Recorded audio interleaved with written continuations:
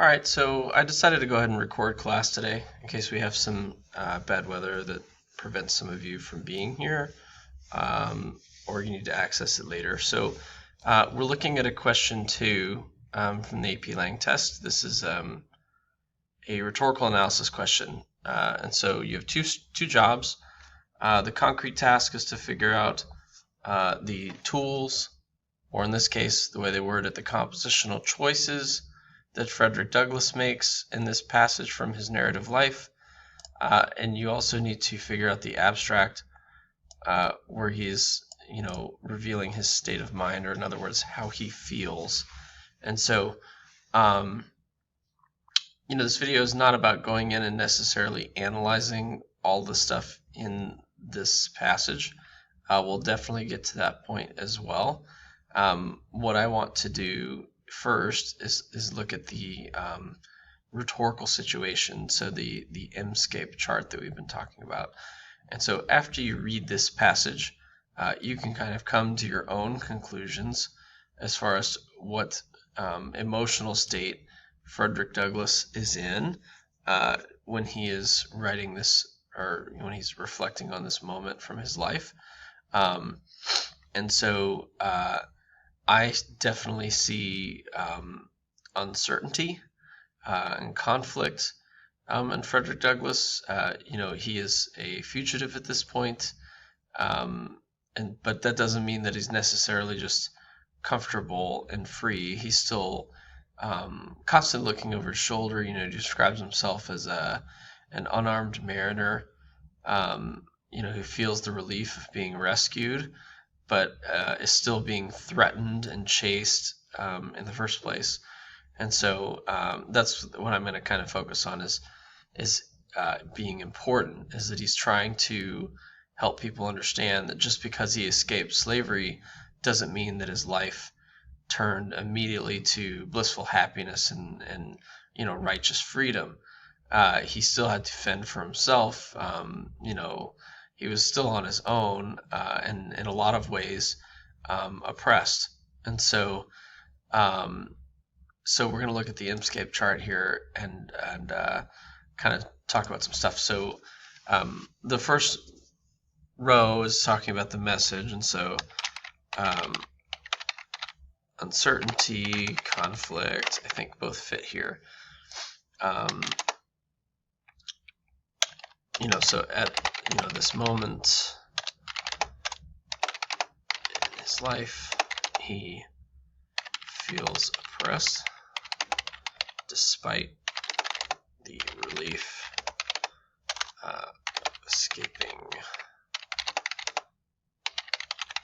captivity and bondage. Okay, and so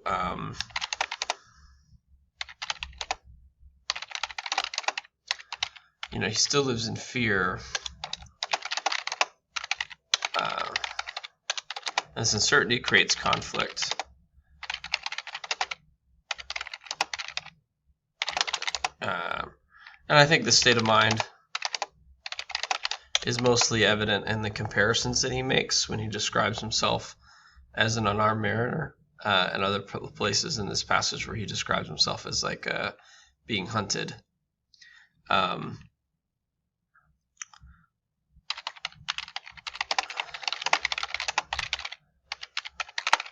Alright, and so that would be something I could use to kind of start my essay response. And so who is this person? His name is Frederick Douglass, we know that. He is an escaped slave, reflecting on how it felt immediately and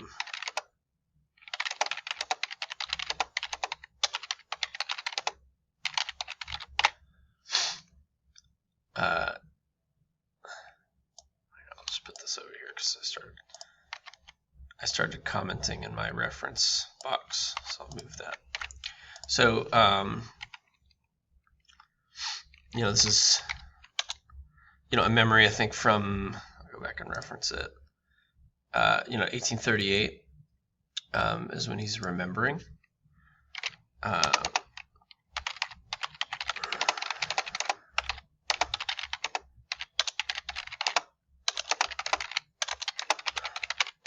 this is a memoir, so I think it's important to know that he's not, telling this story in the narrative present. He's reflecting back on it as a changed person. And so he's going back to look and see kind of like how he felt and try to share that. So the context here, the time that he has published this,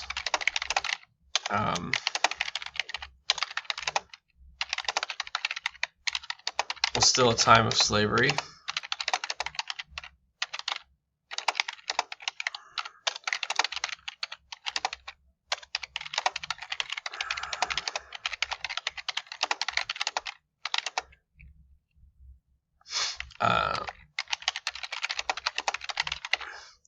So there's still lots of uncertainty and conflict surrounding the slavery issue, and so I think that that's important to note as well. And so I'm doing my commentary in the reference column again. Frederick Douglass is is still the escaped slave. I would say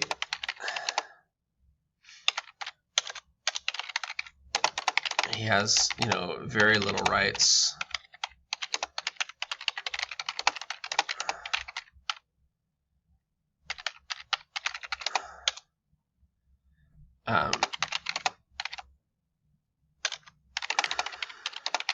So even as a free man, Frederick Douglass, at this point when he's writing this memoir and when he's publishing it, this is part of the abolition era.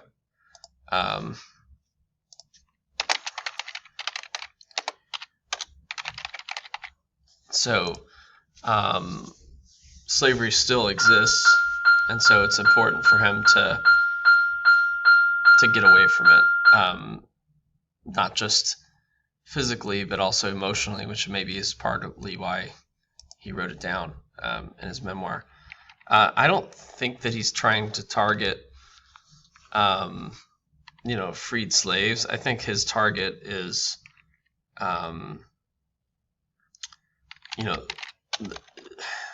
the segment of society that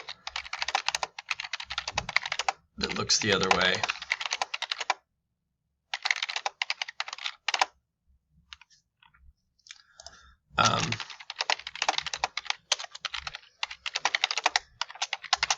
Because Frederick Douglass, needs to convince the people that are indifferent to slavery.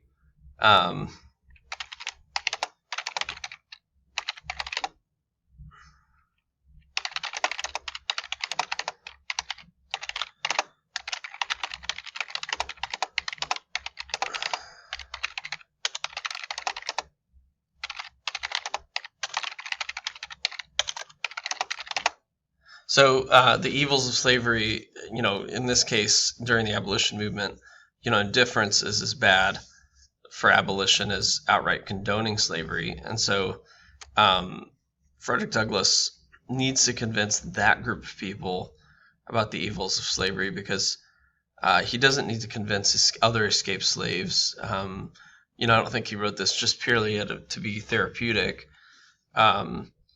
He's trying to help people who are looking the other way or don't understand because they've never been through it, that just because he has escaped doesn't mean that his life is grand and easy. He's still struggling quite a bit and needs a lot of help.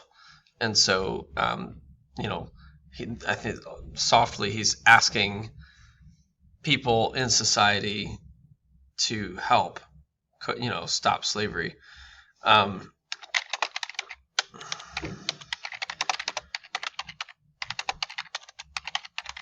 Yeah, I mean, his memoir is about abolishing slavery. That's why he wrote it.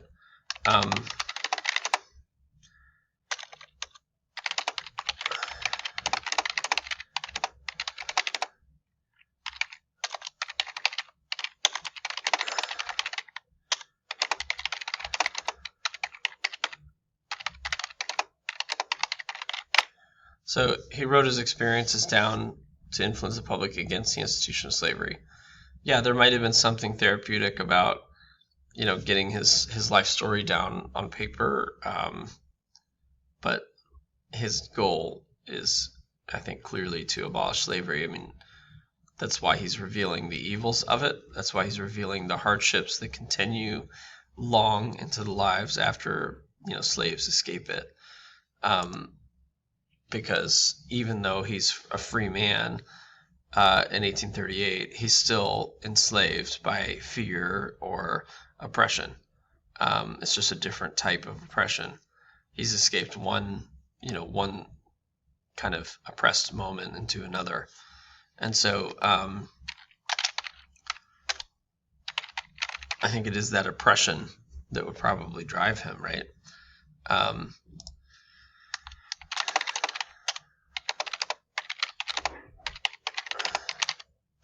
So if he's truly to escape slavery, I'll move myself out of the way here.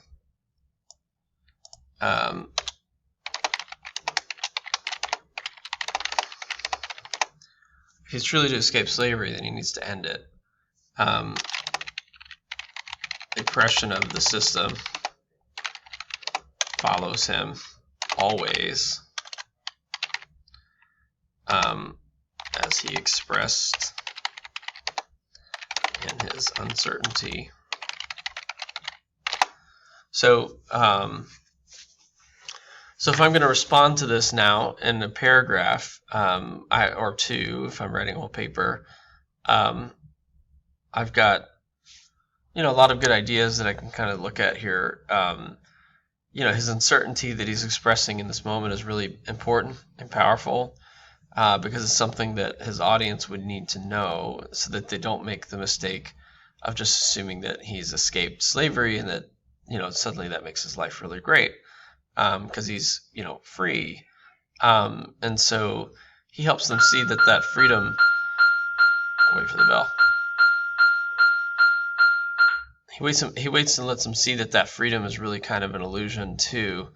That he's, just because he's no longer living on a plantation enslaved, he is still a slave to the system because he's a fugitive from it and can be returned to it at any point. And so that fear, that constantly chases him, it keeps him from connecting with others too, because people who help him could get in trouble.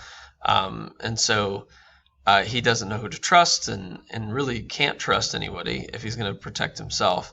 And so it's a conflicted time for him, despite the fact that he is somewhat relieved for making it, out of slave society and into free society.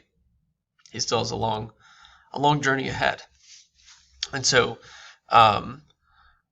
take some time today, look at this MSCAPE chart. If you want to pick, something to look at and try to work on it, you can pick a famous speech or whatever you want to do, or you can pick something else from Frederick Douglass's narrative life if you've been reading that and you want to work with that. Otherwise, I'll see you guys in class tomorrow, and hope this was helpful.